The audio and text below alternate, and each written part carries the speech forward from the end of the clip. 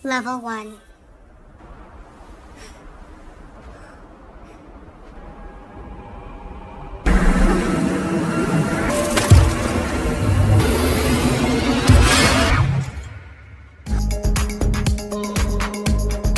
Terbaru dari Netflix yang berjudul Three Body Problem. Series ini adalah serial televisi bergenre science fiction yang diadaptasi dari novel Tiongkok berjudul The Three Body Problem karya Liu Cixin.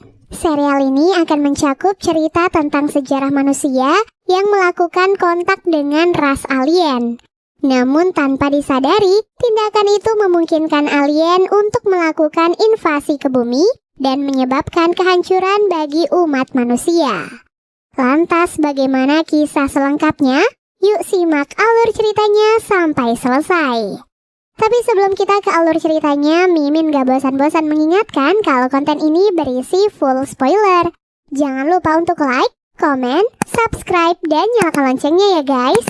Tanpa berlama-lama lagi, yuk langsung aja kita ke alur ceritanya. Sini dibuka dengan memperlihatkan latar kota Beijing, tepatnya di Tsinghua University tahun 1966. Masa itu adalah masa revolusi kebudayaan Tiongkok, di mana banyak orang-orang dihukum karena dinilai kontra terhadap nilai-nilai revolusioner. Salah satu orang yang dihukum seperti itu adalah seorang dosen fisika bernama Ye Zhetai. Karena Ye Zhetai tetap bersikeras pada pendiriannya, beberapa pemuda revolusioner pun menghajarnya di hadapan para pendemo hingga Ye Zhetai kehilangan nyawanya. Naasnya kejadian mengerikan itu disaksikan langsung oleh putri Ye Zhetai yang bernama Ye Wenji.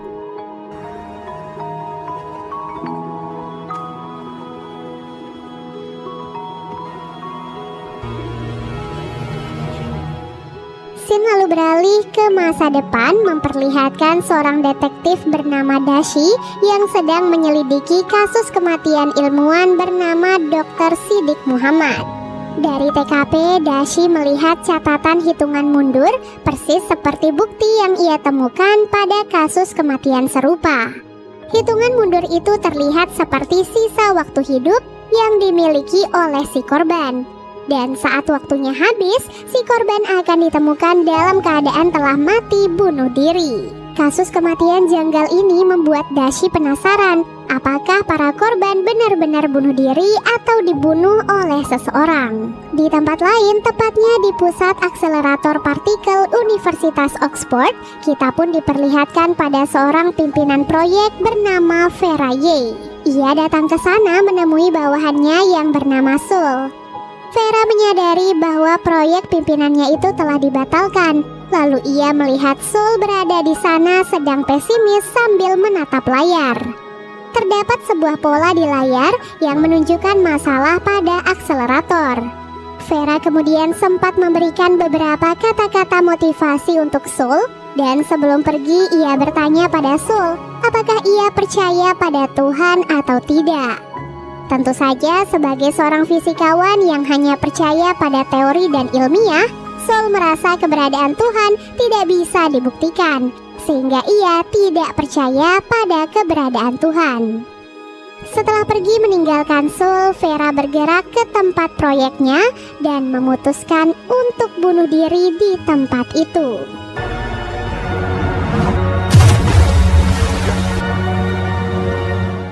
Kini kita pun diperkenalkan pada dua gadis jenius bernama Aogi dan Jin Cheng. Jin dan Aogi juga membahas masalah akselerator yang juga dihadapi oleh Sul.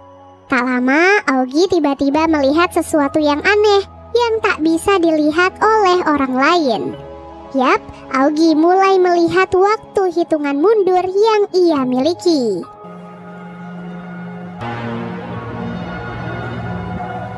Oke.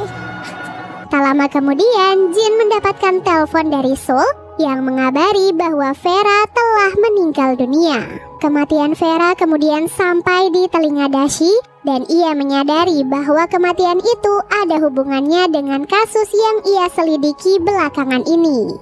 Ia pun mulai memperhatikan gambar orang-orang yang berpotensi menjadi korban berikutnya. Di antaranya adalah Sul, Jin, Aogi, Will, dan juga Jack. Keesokan harinya, Soul dan para kerabat Vera menghadiri acara pemakaman. Jin datang bersama pacarnya yang bernama Raj, lalu ia bertemu dengan Soul dan rekan-rekannya yang lain. Selain mereka, di sana tentu saja ada ibunya Vera dan seorang lelaki tua yang misterius. Setelah acara pemakaman selesai, Dashi sudah standby di luar dan mengambil beberapa bukti yang ia butuhkan untuk memperkuat penyelidikan. Ketika Dashi melihat lelaki tua misterius itu, ia pun berinisiatif untuk mengikutinya. Siapa sangka lelaki tua itu pun dijemput dengan sebuah helikopter yang bertuliskan Evans Energy. Lantas siapakah lelaki tua itu? Malam harinya, Jin, Auggie, Soul, Will, dan Jack berkumpul untuk membahas kejanggalan atas kematian Vera. Mereka semua sepakat bahwa Vera adalah seseorang yang mustahil melakukan bunuh diri. Apalagi sebelum kematiannya, Vera sempat menanyakan tentang keberadaan Tuhan. Di saat yang lain sibuk membicarakan tentang kejanggalan kematian Vera, Auggie malah termenung memikirkan apa maksud dari hitungan mundur yang ia lihat. Karena merasa frustasi, Auggie pun keluar untuk merokok dan menenangkan diri. Di luar, ia pun bertemu dengan seorang gadis misterius yang mencoba mengajaknya berbicara. Secara mengejutkan, wanita itu berkata bahwa ia mengetahui permasalahan yang Auggie alami. Ia tahu tentang hitungan mundur yang Auggie lihat, dan ia memperingatkan kepada Auggie bahwa akan ada hal buruk yang terjadi jika waktunya sudah habis. Hanya ada satu cara yang bisa menghentikan hitungan mundur itu, yaitu dengan cara berhenti dari pekerjaannya saat ini dan menutup laboratoriumnya. Lebih jauh lagi, wanita itu pun menyuruh Auggie untuk keluar besok tepat saat tengah malam dan menatap ke langit. Scene lalu beralih memperlihatkan Inner Mongolia, Cina pada tahun 1967. Saat itu terlihat Ye Wenji yang bekerja keras sebagai buruh pemerintah. Di sana ia pun berkenalan dengan seorang lelaki bernama Bai Mulin. Bai Mulin memberikan sebuah buku berjudul Musim Sunyi Senyap, sebuah buku berbahasa Inggris yang menuliskan tentang bagaimana orang-orang meracuni dunia akibat penghancuran lahan seperti yang saat ini mereka lakukan. Sejak pertemuan itu, Ye Wenji dan Bai Mulin pun menjadi semakin dekat sampai suatu hari buku itu pun ditemukan oleh pihak militer dan akhirnya disita. Pihak militer menganggap apa yang Wenji lakukan adalah sebuah propaganda dan ia diancam akan mendapatkan hukuman yang sangat berat. Terlebih, ia memiliki rekam jejak sebagai putri seorang pemberontak. Ye Wenji kemudian memilih untuk tidak melaporkan Bai Mulin dan memilih untuk mengorbankan dirinya sendiri. Di dalam penjara, Wenji ditemui oleh seorang wanita yang meminta tanda tangannya untuk memberatkan hukuman bagi orang-orang yang melakukan pemberontakan, termasuk mendiang ayah Wenji. Wanita itu menyebutkan bahwa ada beberapa orang anggota kelompok ayah Wenji yang masih menyebarkan ide-ide berbahaya. Namun Wenji tentu saja menolak untuk tanda tangan dan bersaksi atas pernyataan itu. Sehingga ia pun akhirnya disiram dengan seember air yang membuatnya mengalami demam tinggi. Setelah itu, Ye Wenji malah dipindahkan ke sebuah fasilitas rahasia milik pemerintah karena kejeniusan dan kepintaran Wenji dinilai dapat membantu sebuah proyek rahasia yang sedang dijalankan oleh pemerintah. Kembali ke masa depan, hari itu Jin datang ke rumah Vera dan menemui ibu Vera untuk menanyakan beberapa hal. Ibu Vera mengaku tidak merasakan keanehan apapun sebelum kematian Vera, kecuali satu kebiasaan janggal yang dilakukan Vera sebelum kematiannya, di mana beberapa hari terakhir Vera sering memainkan sebuah game dengan menggunakan sesuatu semacam helm misterius. Uniknya, helm itu tidak terhubung dengan perangkat apapun, hanya seperti helm besi yang biasa. Namun di balik itu semua, ada satu fakta lagi yang cukup mengejutkan, di mana ibu Vera ternyata adalah Ye Wenji. Sesampai di rumah, Jin penasaran dengan helm besi itu. Jadi ia pun mulai mencobanya. Level 1. Setelah mengenakannya, Jin seolah berpindah ke suatu tempat, namun semuanya terasa sangatlah nyata.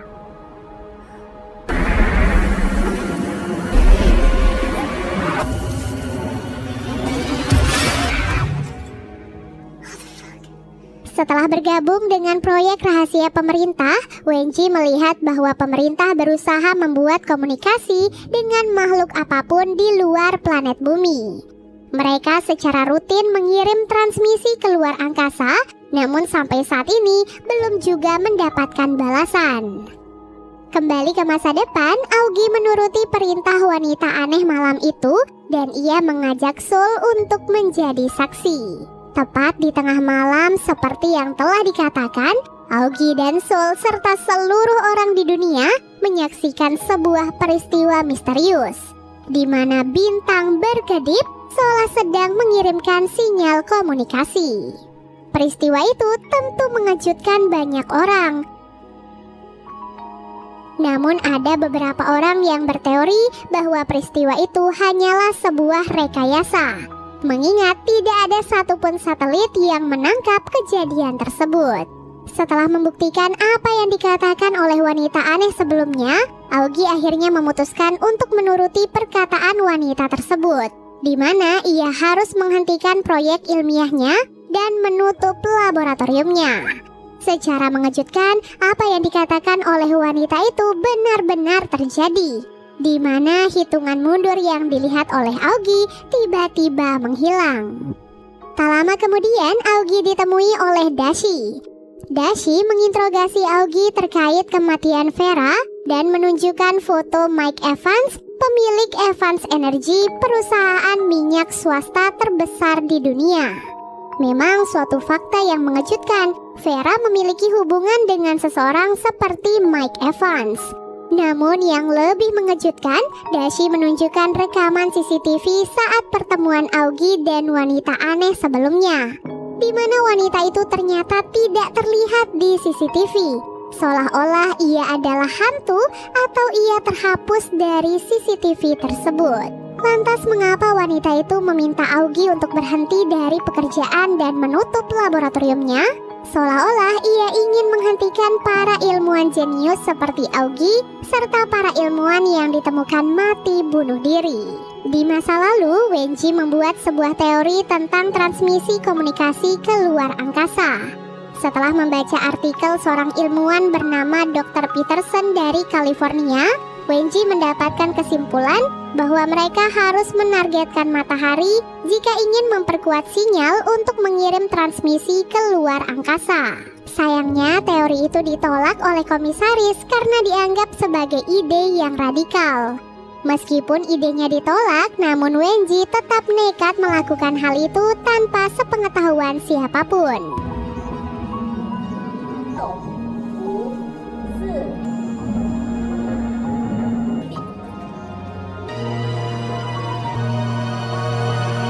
Di tempat lain, Jin kembali mencoba permainan helm. Di sana ia bertemu dengan seorang pangeran dari barat dan pengikutnya yang merupakan seorang gadis kecil. Pria itu berkata bahwa Jin memiliki misi untuk memecahkan teka-teki di dunia itu, di mana permasalahan mereka berhubungan dengan pergerakan matahari. Jin kemudian diminta untuk memilih nama dan ia pun memilih nama Copernicus. Mereka bertiga kemudian bergerak ke arah sebuah piramida untuk menemui Kaisar Zhou. Di tengah perjalanan, matahari pun terbit dan semuanya pun akhirnya kering. Sebuah batu tempat mereka berlindung hanya cukup untuk 2 orang, sehingga pangeran itu pun mengorbankan pengikutnya. Gadis kecil itu kemudian membaringkan tubuhnya di atas tanah dan membiarkan tubuhnya mengering. Setelah matahari terbenam, mereka pun keluar dari persembunyian. Sang pangeran berkata bahwa meskipun pengikutnya mengering, mereka bisa merehidrasinya saat era stabil tiba. Oleh sebab itulah, ini tugas pangeran dan Kopernikus untuk membantu kaisar menciptakan era stabil. Keesokan harinya, Jin langsung menceritakan tentang helm itu kepada Jack. Ketika Jack mencobanya, ia pun sama terkejutnya seperti saat Jin pertama kali mencoba helm itu.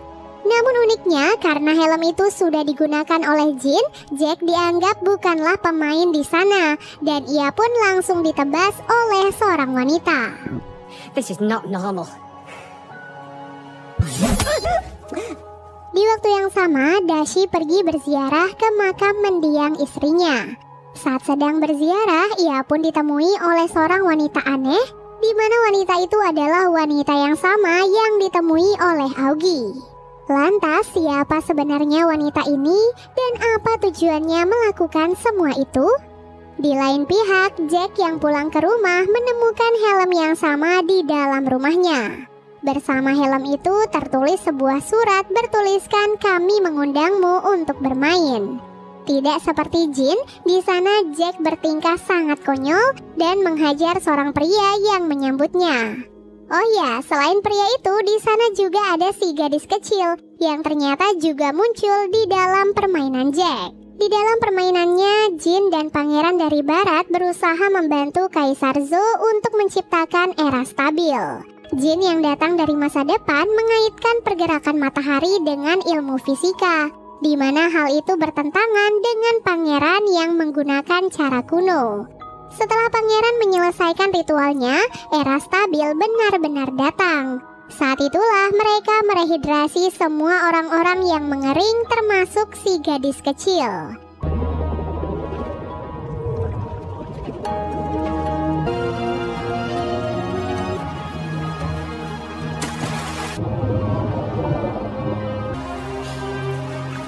Namun sayang, di tengah kegembiraan itu, era kekacauan kembali terjadi. Namun kali ini mereka bukannya mengering, melainkan membeku.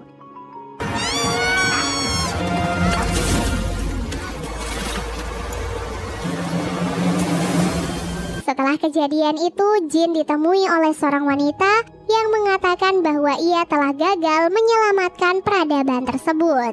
Namun meskipun Jin gagal, ia dinilai telah berhasil membuktikan keunggulan ilmu pengetahuan dibandingkan mistisisme. Oleh sebab itulah ia pun berhasil naik ke level 2. Namun di level itu ia berharap Jin bisa menyelamatkan peradabannya. Di tahun 1977, Ye Wenji bertemu dengan Mike Evans. Ye Wenji dikirim oleh atasannya untuk mencari lokasi untuk membangun laboratorium astronomi radio. Dan kebetulan lokasi itu ditinggali dan dijaga oleh Mike Evans.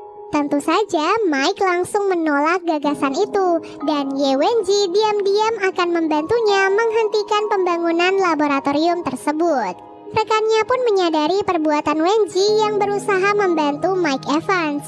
Oleh sebab itulah rekannya pun merayu Wenji dengan memberikan informasi terkait seorang wanita bernama Tang Hongjing, di mana Tang Hongjing adalah salah satu orang yang membunuh ayah Ye Wenji di awal film.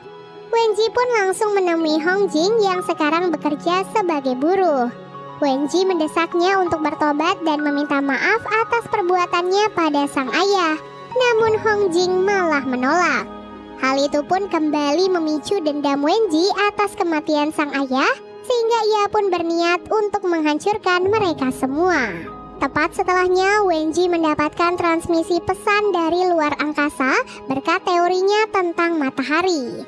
Namun dalam pesan itu tertulis bahwa sang pengirim menyuruh Wenji untuk tidak membalas pesan tersebut karena hal itu akan mengundang para alien untuk datang ke bumi dan menaklukkan dunia.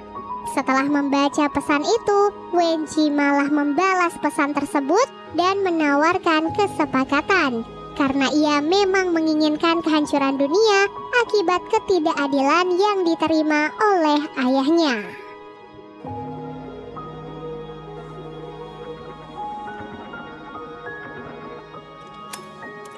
Dan series Three Body Problem episode 1 dan 2 akhirnya selesai.